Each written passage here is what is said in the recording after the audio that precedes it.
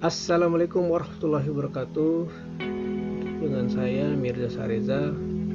Saya seorang dosen di Universitas Muhammadiyah Tangerang dan saya juga sedang mengambil program doktoral komunikasi lingkungan di Institut Pertanian Bogor.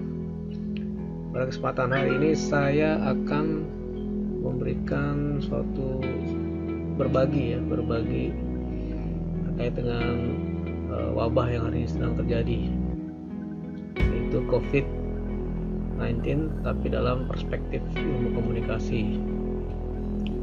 Baik, pertama apa sih ilmu komunikasi di sini? Saya akan fokus kepada komunikasi lingkungan.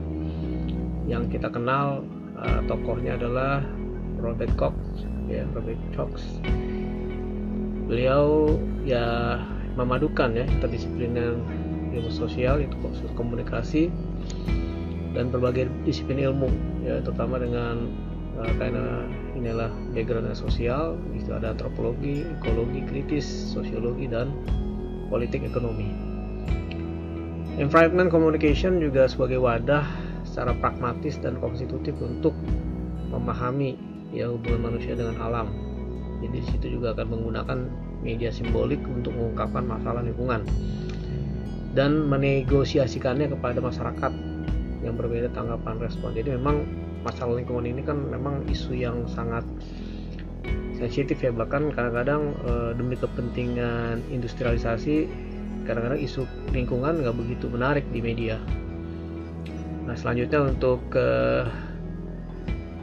environment communication juga mempunyai tugas etis, yaitu meningkatkan kemampuan masyarakat dalam merespons setiap sinyal dari alam atau lingkungan. Jadi komunikasi lingkungan adalah suatu penerapan pendekatan komunikasi, prinsip strategis, dan teknik pengelolaan perlindungan lingkungan itu menurut Floor 2004. Dan ini gambarnya seperti piramida ya, segitiga yang saling berkaitan antara alam sebagai message pesan dimediasi, dipersepsikan dari komunikasi, dan juga individu atau beberapa orang terlibat dalam diskursus mengenai lingkungan akan berada dalam satu ruang publik yang memang ruang publik ini untuk memediasi perilaku manusia terhadap lingkungan itu sendiri. Ini model dari Robert Cox ya. Nah, Alexander Floor juga mengatakan dalam paparannya dalam bukunya, dalam melaksanakan program-program pembangunan di bidang lingkungan diperlukan seperangkat intervensi yang lebih tinggi. Jadi memang intervensi yang lebih tinggi siapa ya? Penguasa, pemimpin, dan lebih luas dalam paradigma komunikasi yang lebih komprehensif dan holistik. Dan di sini akan terlihat bagaimana prosesnya itu. Di sini ada untuk menyebarkan informasi mengenai lingkungan, ada pemasaran social marketing. Memang kampanye memang harus tetap terus menerus ya, terus komunikasi pembangunan. Ya, komunikasi pembangunan ini juga harus yang bagaimana bukan cuma sekedar merusak tapi juga mampu merehabilitasi. Ya, bagaimana sih jangan cuma mengeksplor alam tapi juga mampu bagaimana merehabilitasi hasil daripada eksplorisasi tadi. Dan juga ada mobilisasi sosial ya. Jadi ternyata partisipasi media dan komunitas dalam mempertahankan isu lingkungan itu juga penting. Dan lagi-lagi yang namanya pendidikan ini, lingkungan itu juga memang perlu ada informasi pendidikan dan komunikasi sebagai intervensi langsung agar isu-isu lingkungan ini bisa sampai disadari ya. Jadi kesadaran tuh muncul di masyarakat. Dan ini kalau dilihat memang ada budaya populer di sini, ada juga budaya tradisional. Jadi memang isu ini akan dilihat dari bagaimana dinamika media ya, baik yang berprinsip tradisional dan juga lebih populer hari ini sudah muncul dengan media sosial dan seterusnya. Nah, ini suatu model ya bagaimana konfigurasi ya antara tiga kepentingan ya, yaitu nature sebagai spirit, nature sebagai objek, dan nature sebagai resource. Nah ini pasti tiga pandangan yang berbeda dan beda berkepentingan ya. Kalau di sini lihat, kalau yang nature as subjek yang ya, natural sebagai subjek itu lebih cenderung kepada government ya, government. Terus juga kalau bisnis itu lebih kepada nature sebagai resources. Nah yang ada yang nature sebagai spirit itu bisa deep ekologi ya, kayak apa namanya, komunitas atau suku-suku pedalaman yang masih tinggal di alam tuh nature as a spirit, as spirit. Ya, dari situ juga mungkin yang sudah beredukasi melakukan suatu pemahaman terhadap lingkungan juga bisa masuk ke deep ekologi ya, dengan proses pembelajaran dia akhirnya dia peduli dengan lingkungan. Nah ini nih yang poros yang lebih kita lihat ya, ada tiga ini yang akan selalu akan eh, apa namanya, berinteraksi, bisa dalam kondisi berkonflik, ketegangan, dan bisa juga dia berkolaborasi dan sinergi. Dan kita harapkan semuanya dari ketiga kepentingan ini sebenarnya bisa sinergi, sekalipun niatnya memang nggak pernah bisa dipadukan, tapi minimal mereka bisa dalam satu frame, dalam sistem keseimbangan, menjaga keseimbangan alam. Selanjutnya, nah ini ya tadi ya sudah kita bahas. Nah ini gambar ininya, apa di bukunya Killingworth and Palmer ya, ini ada paparannya. Nah selanjutnya, saya sebagai mahasiswa yang akhirnya memilih kajian yang memang masih jarang ya, yaitu environmental communication di Indonesia. Kalau di luar mungkin sudah ada. Saya juga punya suatu asumsi sendiri ya, pendapat sendiri ya. Jadi dimulai dari paparan ini adalah, pasti kalau kita bicara komunikasi ada yang namanya komunikator dan komunikan. Dalam scope environment communication, environmental itu kita lihat dari sebagai sistem. Ya, jadi semua makhluk, makro maupun mikro, tumbuhan, hewan, manusia, dan benda-benda yang mempunyai reaksi fisika maupun kimia itu dalam suatu sistem yang sama. Nah, environment, lingkungan, itu klaster bumi adalah suatu sistem. Di dalamnya ada semua komponen biotik maupun abiotik yang merupakan sistem keseimbangan. Nah ini latar belakang yang harus kita pahami dulu. Jadi setiap makhluk atau benda secara natural akan mengirim pesan. Jadi ada interaksi sebenarnya di antara makhluk ini, interaksi karena tidak ada yang berdiri sendiri, semuanya adalah interdisipliner. Uh, Interdisipliner itu doselnya saling tergantungan ya. Jadi mereka akan mengirim pesan yang khas ya, bisa dalam bentuk apa namanya, gambaran ya, suatu warna, aroma ya, ada feromon ya, jadi ada juga binatang yang berkomunikasi dengan berbau-bauan, ada yang pakai warna ya, makanya kita lihat ada burung berwarna-warni segala macam, itu ternyata ada maksudnya. Ada kuda zebra, ada macan tutul, ada singa dan seterusnya itu dengan warna-warna yang berbeda. Ada juga yang dengan perilaku-perilaku ya, kita lihat dari hewan-hewan juga dia ternyata ada perilaku-perilaku hewan yang dipelajari dan mereka berkomunikasi dan seterusnya. Selanjutnya, nah ini kita lihat sistemnya itu sendiri seperti ini. Ya, kita dalam suatu ekologi, ya kalau kita lihat gambar ini adalah ada biodiversity, ada keragaman. Ternyata di dunia itu bicara keragaman, bukan bicara yang sama. Ya, jadi kita hidup dalam suatu keragaman ya. Kalau kau bahasa keragaman kan kata kunci apa? Toleransi.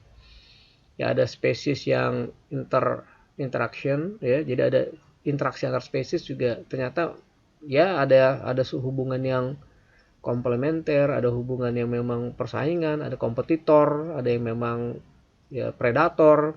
Semuanya memang dalam hubungan-hubungan yang memang punya tata cara tersendiri ya, etika dalam lingkungan itu sendiri ada. Terus ada juga di sini succession ya, di perubahan-perubahan ya, otomatis perubahan-perubahan di apa namanya, ekosistem itu ya karena manusia sih sebenarnya, manusia yang membabat lahan ya, membuat suatu apa namanya, perumahan, terus juga industri, eksplorasi alam dan seterusnya. Terus juga aliran energi ya, itu sudah pasti ya, matahari ya, ini adalah sumber energi yang menggerakkan juga, ada air, semua fotosintesis, terus sampai ada keberlanjutan dari apa namanya, makhluk hidup tuh juga memang adanya suatu energi yang mengalir. Nah, akhirnya saya membuat suatu kesimpulan sendiri terhadap komunikasi adalah suatu proses pengiriman dan penerimaan pesan di antara semua unsur-unsur materi yang ada di bumi, baik yang hidup maupun benda mati. Semua interaksi berbentuk mata rantai makanan, bertahan hidup dan regenerasi, serta beradaptasi dengan perubahan lingkungan, iklim, dan sebagai reaksi untuk menjaga keseimbangan di bumi. Jadi kata kuncinya tetap ada suatu proses. Jadi komunikasi lingkungan akan dilihat dari sisi itu. Nah, unsur-unsur yang ada adalah materinya adalah ada biotik dan abiotik ya, ada makhluk hidup dan benda-benda yang mati. Di sini ada bebatuan, mineral, ya kalau makhluk hidup sudah tahu kita kan ada herbivora, karnivora, seterusnya. Nah, selanjutnya ada mata rantai. Siklus kematian makhluk yang rendah dimakan oleh tingkat yang kehidupan lebih tinggi. Ini yang ada di alam ya. Dan akhirnya berakhir juga siklus tertinggi juga akhirnya mati dan diuraikan lagi dengan siklus derajat makhluk yang rendah kayak mikroba dan segalanya, cacing. Nah, untuk bertahan hidup perlu ada regenerasi. Jadi memang semua yang ada di alam semesta ini semuanya beregenerasi dan bertahan hidup. Bertahan hidup bisa melakukan kamuflase. Ya, makanya kalau kita lihat hewan-hewan tuh dibekali alat pertahanan kayak tanduk, taring, ya herbivora juga ada tanduk, ya badak, banteng dan sebagainya. Dia itu sebuah alat-alat yang memang untuk bertahan ya. Kalau mereka ada ancaman dia akan melawan. Ya, kayak gurita juga mengeluarkan tinta hitamnya dan seterusnya. Nah, selanjutnya beradaptasi dengan adanya perubahan. Jadi ternyata manusia sebagai aktor utama ya yang mempunyai peran bisa melakukan suatu perubahan yang signifikan di bumi ialah manusia ya. Hari ini polusi, pencemaran alam, pencemaran lautan segala macam, dan akhirnya banyak terancam ya. Kayak kemarin kebakaran hutan juga ternyata kan ulah manusia. Akhirnya banyak hewan-hewan satwa liar yang memang penjaga keseimbangan alam akhirnya yang banyak yang meninggal ya, mulai dari serangga, mulai dari hewan-hewan koala, kanguru dan sebagainya. Mungkin ada cacing-cacing yang macam-macam itu terancam kepunahan di spesies tertentu. Makanya bisa jadi karena ada perubahan inilah akhirnya ada suatu yang terjadi suatu penyesuaian, seperti kayak hari ini banyak wabah-wabah penyakit ya. Jadi sekarang berasumsilah kita terkait dengan virus yang menyebar begitu dahsyat ya, kayaknya seakan-akan menyebarnya menyeluruh dan memang mengikuti perilaku manusia karena ada suatu interaksi segala macam, berkumpul, dan itulah yang dimanfaatkan oleh virus ya. Virus SARS ini yang akhirnya berubah menjadi COVID ya 19 sekarang masih berlangsung. Yang mudah-mudahan ini cepat akan ada berhentinya. Nah, sementara ada hipotesa dan asumsi. Jadi saya melihat dari suatu asumsi dan hipotesa. Maksudnya ini saya ya dari ilmu sosial, tapi ya apa yang dilakukan adalah ini seperti opini yang saya baca dari berbagai macam literatur. Jadi kumpulan air menjadi sungai, lautan, dan juga bisa berbeda karakter. Ya, dalam air bisa ada bencana juga, banjir, ya tsunami, sekalipun penyebabnya beragam ya. Terus kumpulan angin juga udara yang kita sirup, kalau manakala terjadi suatu perubahan iklim juga bisa memunculkan badai La Nina, El Nino dan sebagainya, puting beliung, topan. Api kecil pun yang kita manfaatkan untuk memasak juga bisa jadi pemusnah kalau terjadi kebakaran hutan ya, kemarin terjadi di Australia ya baru-baru ini. Dan selanjutnya juga gempa bumi juga berkali-kali memang ada ring of fire, tapi juga bumi itu ya bagian daripada sistem gunung itu adalah bagian daripada sistem itu juga yang seperti ada suatu koneksi ya, segala macam bencana segala macam tuh ya kita melihat itu suatu proses alami, tapi apakah alami ya seperti tadi hari ini juga ada wabah penyakit menular muncul lagi ya, berapa kali kita kayak flu Spanyol 2019-18 juga flu burung dan seterusnya sampai hari ini COVID-19 kalau lihat kelihatannya memang dilihat dari penyebaran yang begitu cepat dan juga korban yang sudah mulai berjatuhan, ini lumayan ya, lumayan banyak dengan kemajuan teknologi hari ini. Nah, pertanyaannya, asumsinya adalah apakah bumi suatu sistem yang pasif tanpa orientasi? Nah, ini yang mungkin pertanyaan panjang yang kita akan sama-sama jawab ya. Bukan saya, tapi kita sama-sama menjawabnya. Nah, pertanyaan turunnya adalah apakah yang terjadi bila salah satu mata rantai makanan punah? Contoh kayak serangga punah, lebah punah, kecoa, termasuk nyamuk kalau punah, akankah tidak terjadi ketidakseimbangan? Apakah betul keseimbangan harus menjaga populasi di mana kondisi tumbuhan lebih besar, harus lebih besar daripada herbivora, herbivora juga harus besar populasi daripada karnivora dan seterusnya. Dan apakah bencana alam menjadi sebagai reaksi daripada perilaku yang merusak kepada alam oleh manusia? Selanjutnya, seperti halnya pula wabah penyakit yang hari muncul, yang punya kecepatan menular begitu cepat ya, seperti virus hari ini, antara makhluk, ada benda yang ini posisinya virus itu dalam literatur yang saya baca memang dia tuh antara abu-abu, antara makhluk tapi dengan benda juga, karena dia cuma terdiri dari mitokondrianya tidak ada, tapi dia ada cuman RNA atau DNA ya, suatu seperti apa namanya blueprint data ya, yang bisa di situ kayak menyimpan data untuk mereplikasi lagi ya, seperti itu. Dan dia hanya bisa bertahan di butiran kecil, membran-membran ya, kayak droplet ya kalau kita bersin yang ini itu akan situ. Tapi luar biasa kenapa dia bisa berjalan cepat, itulah fenomena yang kita makhluk yang kecil sebenarnya dia cuma hanya bisa berlindung di membran yang kecil-kecil butiran-butiran itu, tapi dia bisa daya. Nah, inilah yang kita harus sama-sama evaluasi agar kita tidak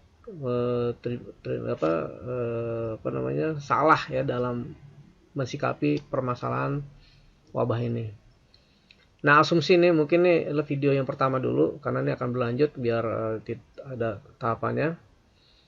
Asumsi dan hipotesanya semua jenis kehidupan dalam sistem bumi pasti punya tujuan dan peran. Maka manusia sebagai makhluk yang punya ego paling tinggi, yang merasa paling-paling deh, harus menemukan makna dan peran-peran tadi itu, sehingga akan mengerti tujuan-tujuan setiap makhluk lainnya dan meminimalisir konflik di alam. Oke, demikian dulu. Nanti akan berlanjut di video volume kedua. Terima kasih. Wassalamualaikum warahmatullahi wabarakatuh.